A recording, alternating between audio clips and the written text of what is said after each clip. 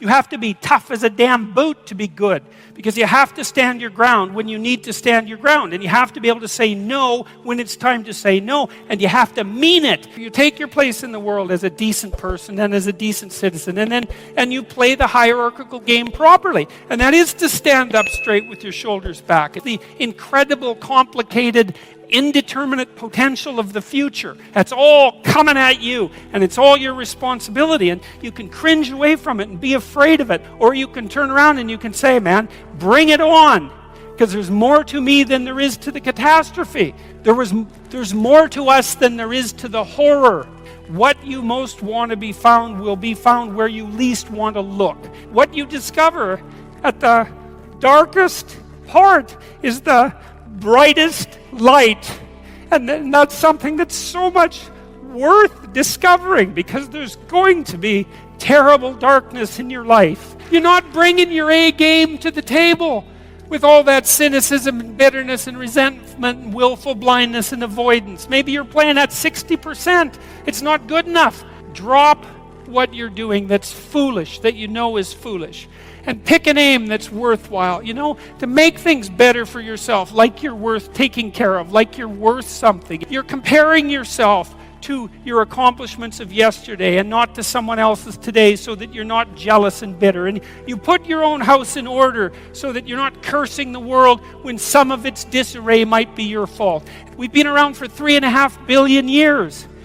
Every single one of your relatives propagated successfully, and here you are against all possible odds in this world of hell, in some sense. How do you deal with tragedy and malevolence? And you can say, well, I'm not prepared. It's like, yeah, fair enough. Unsurprising, especially if you were overprotected as a child. The trick for human thriving in the face of suffering and malevolence is strength, not protection.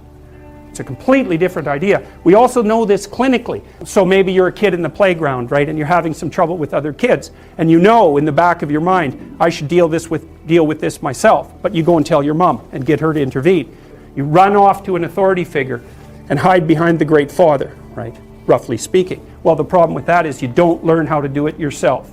So then you have to relearn it painfully when you're 40. Make a list of 10 things you're afraid of. The thing you're least afraid of we'll call number 10. So we'll start with that.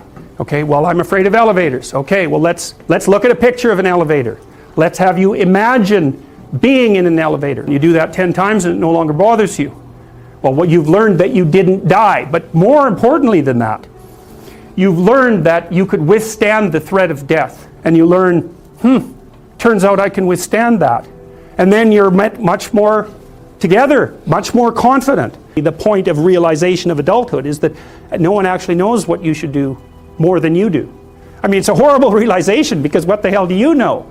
It's a terrible realization. There's more to you than you think. And so if you continue to hide behind that figure, then you never have a chance to understand that there's more to you than you think. Far more to you than you think. Maybe there's enough to you so that you can actually withstand the threat of mortality. People can get unbelievably tough, or they're on the front line of police investigation into, heinous child abuse crimes, and so they're confronting malevolence on a regular basis. And, those are very stressful jobs, but people do them.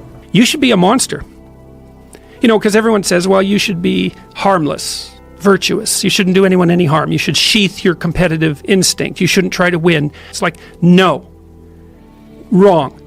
You should be a monster, an absolute monster, and then you should learn how to control it. So when I tell young men that, they think, well, lots of them are competitive. They're low in agreeableness, because that's part of being competitive temperamentally. It's like, is there something wrong with being competitive?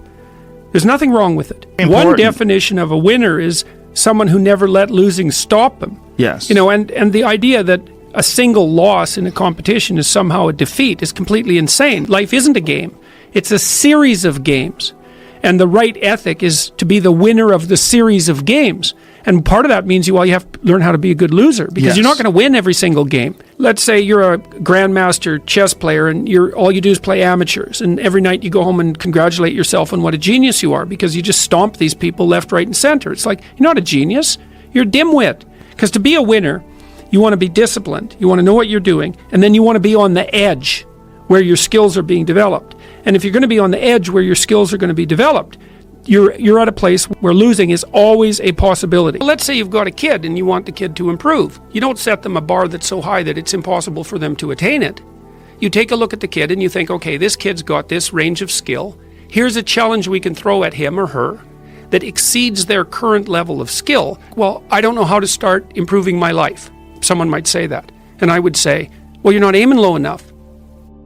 There's something you could do that you are regarding as trivial, that you could do, that you would do, that would result in an actual improvement. Well, what do you do when you go and lift weights? Yeah. You don't go and, like, if you haven't bench pressed before, you don't put 400 pounds on the damn bar and drop the bar through your skull.